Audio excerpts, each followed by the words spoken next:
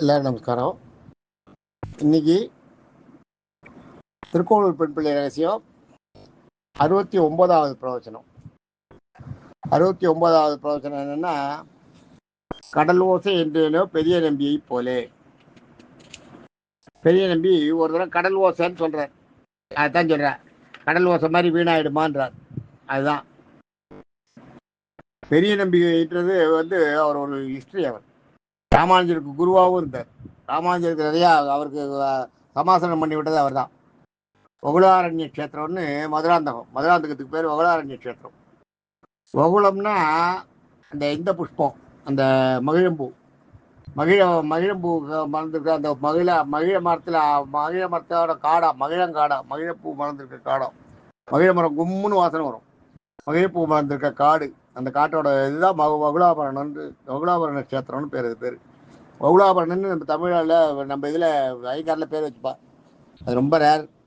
தேடி கண்டுபிடிச்சா ஐயங்காரில் வகுளாபரணன்ற பேர் வச்சுப்பா. வகுளாபரணன்றது கிருஷ்ணனுடைய பேர்.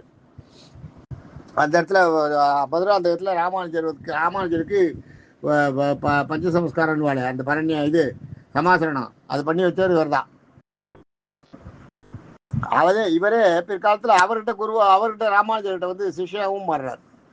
இந்த மாதிரி இது ரொம்ப கஷ்டம். அது ஒருத்தர்கிட்ட குருவா ஒருத்தரை தனக்கு சிஷ்யா வச்சுட்டு அந்த சிஷ்யன்கிட்டே மறுபடியும் தானே சிஷ்யா போறதுன்றது, சிஷ்யனே குருவா ஏத்துக்கிறதுன்றது சாதாரண விஷயம் இல்லை, ரொம்ப கஷ்டம்.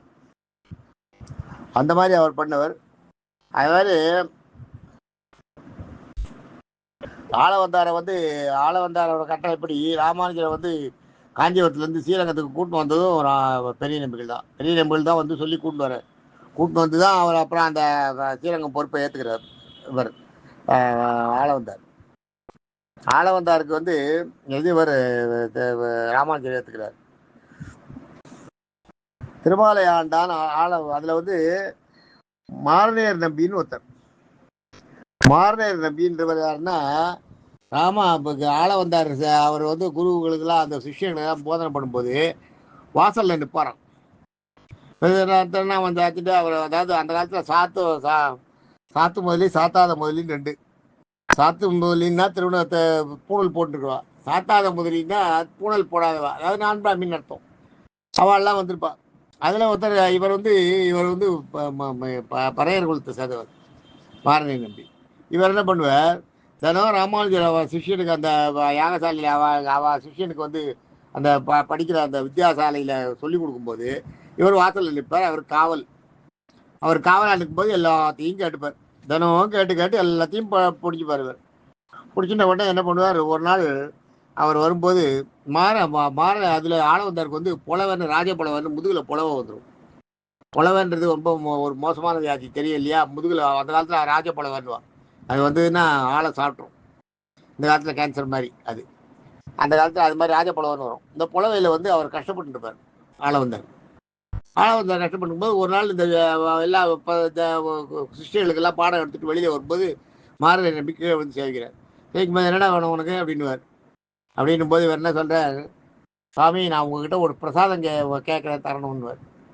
என்ன கேட்க போகிறேன் கேளுன்னுவார்.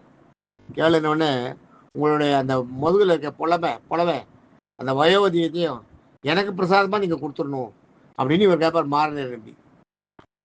அவர் ஆளவந்தார் மொழிப்பார், என்ன இப்படி கேட்குறா, இது மாதிரி முடியுமா, இது இந்த மாதிரி எதை கேட்குறாங்க அப்படின்னோடனே இவருக்கு அது போயிட்டா நல்லது தானே. இவருக்கு இளமையோட இளமையும் வேணும், இளமையும் கிடைக்கும், மாரநேர் நம்பியோட இளமையும் கிடைக்கும், அவரோட வியாதியும் இருக்காது இல்லை. இவரோட நல்ல உடம்பை எடுத்துட்டு எனக்கு அந்த உடம்பை மாற்றி கொடுங்கன்னு கேட்பார். ஸ்ரீரங்கம் பெருமாள்கிட்ட நான் சொல்கிறேன் நீங்கள் அதை ஏற்றுக்கணும் அப்படின்னுவார். ஸ்ரீரங்கம் பெருமாள்கிட்ட மாரநேர் நம்பி ரங்கான்னு கூப்பிட்டு இது மாதிரி சொல்லுவார். வெளியே எடுத்தபடியே எல்லாம் ரங்கான்னு கூப்பிட்டு சொன்னோடனே அதே மாதிரியே பண்ணுவார். அவர்கிட்ட இருந்த அந்த இளமையெல்லாம் எடுத்து ஆளவந்தார் கொடுத்துருவார். இவர்கிட்ட இருந்த இளமையெல்லாம் இவர்கிட்ட அந்த ராஜபலவை அப்படியே அவருக்கு மறைஞ்சிடும், இவருக்கு வந்துடும், முதுகில் மாரநேர் நம்பிக்கை வந்துடும். அப்படியே போயிடுவார் வீட்டுக்கு. அப்படியே அவர் தேதியில் போய் கொஞ்ச நாள் இருந்துட்டு ரிலேஷன்ஸ் எல்லாம் வரவல்ல அப்படியே வந்துட்டு மெதுவாக அப்படி போயிடுவார். யாரும் கிட்ட வர மாட்டார். ரொம்ப கொஞ்ச நாளாக இவர் கஷ்டப்பட்டுப்பார். இதை தெரிஞ்சுட்டு இது ராமானுஜருக்கு தெரியாது. ராமானுஜருக்கு இது தெரிஞ்ச உடனே ஆளவந்தார் அதே மாதிரி ரொம்ப நாள் அவர் நல்ல உடம்பு வச்சுட்டு நல்ல ராஜபலம் எல்லாம் போயிட்டு நல்ல இளமையாக ரொம்ப நாளுக்கு எல்லாம் சொல்லி கொடுத்துட்டுருக்காரு. எல்லாருக்கும் பாடங்கள்லாம் சொல்லி கொடுத்துட்டு கடைசியில் ஆள வந்தாருக்கு முடிவு காலம் வருது. முடிவு வரும்போது அவர் என்ன சொல்றாரு, இது பெரிய நம்பியை கூப்பிட்டு, இந்த மாரநேயர் நம்பி எனக்கு எவ்வளோ பெரிய காரியம் பண்ணியிருக்கான், அவனை வந்து என்னால் உள்ளே வச்சுக்க முடியல, சேர்த்துக்க முடியல, அவன் இது அதனால அவன் வந்து அவனோட கடைசி காலத்தை நீ தான் அவனை காப்பாற்றணும் அப்படின்னு பெரிய நம்பிக்கிட்ட சொல்லிட்டு, பெரிய நம்பிக்கிட்ட சொல்லிட்டு ஆள வந்தார் உயிரை விட்டுருவார். பெரிய நம்பிகள் அதுக்காக போய் அவரை பார்த்துட்டு தினம் ராத்திரியில வந்து சாதம்லாம் எடுத்துட்டு கையில் அவருக்கு தேவையானது எல்லாம் எடுத்துட்டு, ஏன்னா இந்த ஊர் ஜனங்கள்லாம் என்னதான் யார் என்ன ஆச்சாரியன்னு சொன்னாலும் சரி, இந்த பிராமணன் அந்த கும்பல் இருக்கேன் அது கேட்கவே கேட்காது. அதெல்லாம் வச்சது தான். அந்த சில சட்டங்கள்லாம் அப்படிதான். அதே மாதிரி தான் லோகசாரங்கள் கூட பயந்தார். திருப்பாட தள்ளி தூக்கிட்டு வந்து பெருமாள் சொல்லிட்டாருன்னு ஒன்று, இது எப்படி இந்த ஊர் ஜனங்கிட்ட எப்படி நம்ம சொல்றது, எப்படி சமாளிக்கிறது? எல்லார் கடவுளையும் வந்து பெருமாள் சொன்னதுனால அது சமாளிச்சு தப்பிச்சார். இல்லாட்டா அது அன்னைக்கு ஒரு பெரிய விஷயம் தான் இருக்கும். அது அந்த மாதிரி ராமானுஜர் வந்து என்ன பண்ணுறார், கடைசியில் வந்து ராமானுஜர் வந்து மாரநேயர் நம்பிக்கை எல்லா வேலையும் பெரிய நம்பி செய்கிறார். ஆள வந்தார் சொன்னார்ன்றதுனால எல்லாம் அவருக்கு எல்லா சிசுஷையும் இப்போ செய்கிறார். இதெல்லாம் பார்த்தீங்கன்னா நம்மலாம் சமத்துவம் ஒன்று இப்போ பேசுகிறோம், அவர் வந்து அப்போ செயல்லையே காட்டியிருக்கார் பெரிய நம்பிகள். அப்போ பார்த்துக்கோ, அதுவும் ஊரெல்லாம் எதுக்கிறது அவரை, அதையெல்லாம் எதிர்த்துட்டு செஞ்சு காட்டினவர் அவர் பெரிய நம்பிகள். மாரநேயர் நம்பிக்கை செஞ்சுக்கார்.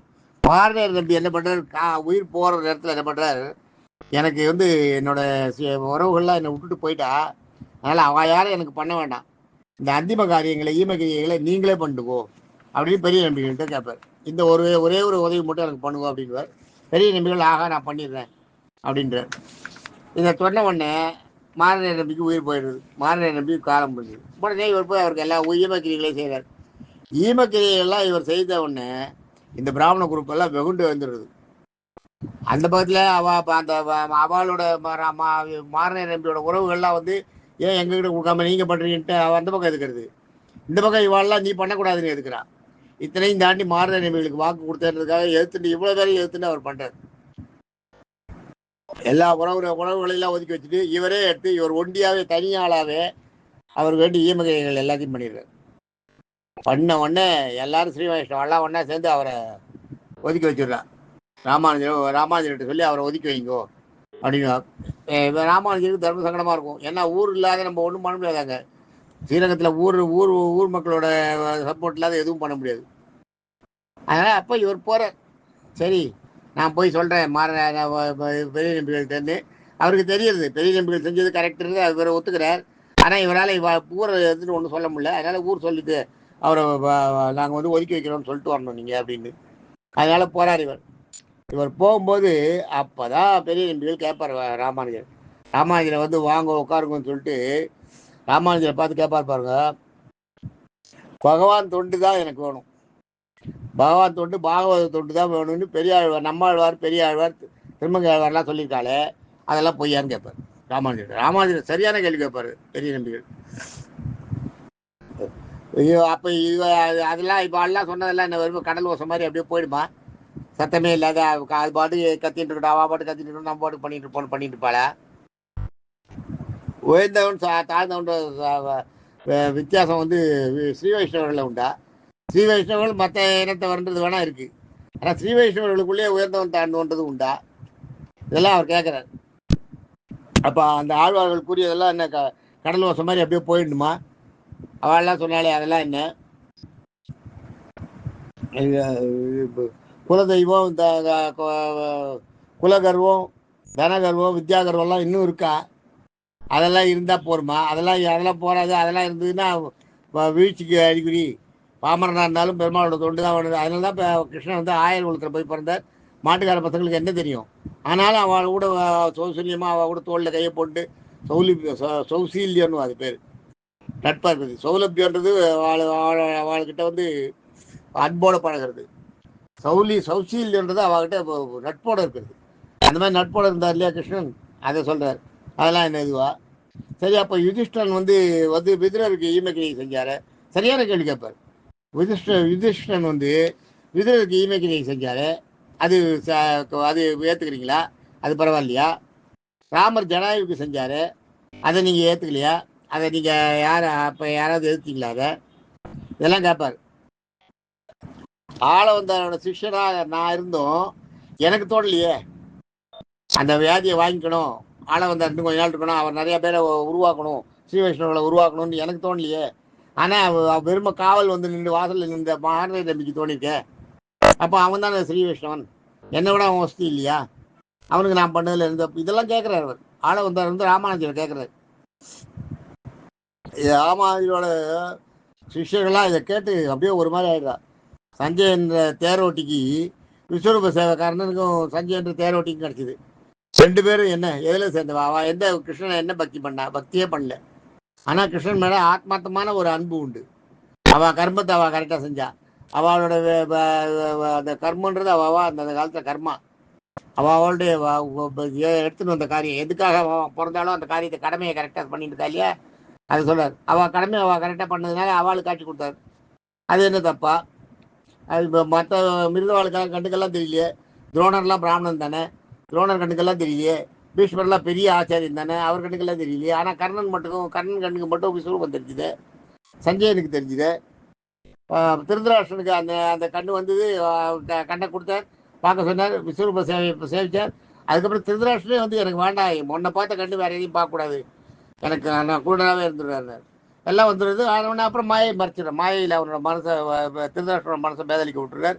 மறுபடியும் கண்ணில் கண்டு அது நடந்ததெல்லாம் தெரியவே இல்லை அவனுக்கு. மறுபடியும் தன்னோட பிள்ளைகள் தன்னோட குடும்பம்னு அதில் போயிடுறான். அது மாதிரி கொடுத்தாரு. அது எப்படி பண்ணார்? அதே மாதிரி சபரிக்கு சபரியோட கதையில பாத்தீங்கன்னா, சபரி ஒத்தி தான் அவன் வந்து இதுவே இல்லாத, யாரோட சப்போர்ட் இல்லாத அவளாவே அவளுக்காகவே நேராகவே புஷ்பகமானது வயலிடத்தில் வந்து எடுத்துன்னு போச்சு, அவளுடைய சர்வீஸுக்காக மெச்சு. ராமர் வந்து சாட்சியாக தான் இருந்தார். அவளுக்கு அருளவே இல்லை, அவளுக்கு சரணாகதியே கொடுக்கல. யாரோட ஏற்கனவே சரணாகதி அடைஞ்சவதான் இருந்தாலும் அவளுக்கு வந்து மோட்சம் கொடுக்கவே இல்லை, அதுவாகவே நடந்தது. அவளுக்கு வந்து அவளை அழைச்சின்னு போறதுக்கு புஷ்ப விமானம் வந்ததை பார்த்துருந்தவர் ராமர், பார்த்துட்டு தான் இருந்தார். அவர் சொல்லல, புஷ்ப விமானத்தை வர வச்சு அவளை மோட்சத்துக்கு அனுப்பவே இல்லை, அவளாவே போனான். திருப்பாட லோகசாரங்க முனிவர் தவுள் தூக்கிட்டு வரலையா? எப்படி தூக்கிட்டு வந்தார்? அதை எப்படி அதையெல்லாம் பர்மிட் பண்ணது இந்த ஸ்ரீரங்கத்து ஜனங்க தானே? இந்த கேள்வியெல்லாம் கேட்குறாரு அவர். இதெல்லாம் கேட்டவுடனே இந்த வாக்கியத்தை தான் இப்போ திருக்கோளூர் பெண் பிள்ளை சொல்றான். திருக்கோளூர் பெண் பிள்ளை வந்து அவளுடைய வாசகத்துல சொல்றா இல்லையா, கடலோசை என்றேனோ பெரிய நம்பியை போல அப்படின்றா. அதுதான் சொல்ற, கடலோசை மாதிரி அப்படியே வீணா போயிடணுன்றீங்களா அதெல்லாம் அவ சொன்ன வார்த்தைகள்லாம் அப்படின்னு அதைத்தான் சொல்றா. திருப்பாடாளர் போல லோகசாரங்களுக்கு எல்லா இதுலையும் மதத்துல வந்து சொல்லிட்டார், அதனால தப்பித்தார், இல்லைன்னா முடியுமா? அதைத்தான் சொல்றேன். அதுதான் இவ வந்து கடல் ஓசை என்றேனோ பெரிய நம்பியை போல, இதெல்லாம் கடல் ஓசை மாதிரி ஆயிட்டால் பெரிய நம்பி ராமானுஜர்கிட்ட சொல்றாரு. அவள் சொன்னதெல்லாம் கடல் ஓசை மாதிரி அது பாட்டு கத்திட்டே இருக்க வேண்டியதுனா யாரும் காதில் வாங்க மாட்டீங்களா? அதெல்லாம் அவ்வளோதானு கேட்குறேன். அதுதான் இது சொல்கிறார் இந்த இடத்துல. நாளைக்கு அடுத்த பிரவசனத்தை கேட்போம். தேங்க்யூ.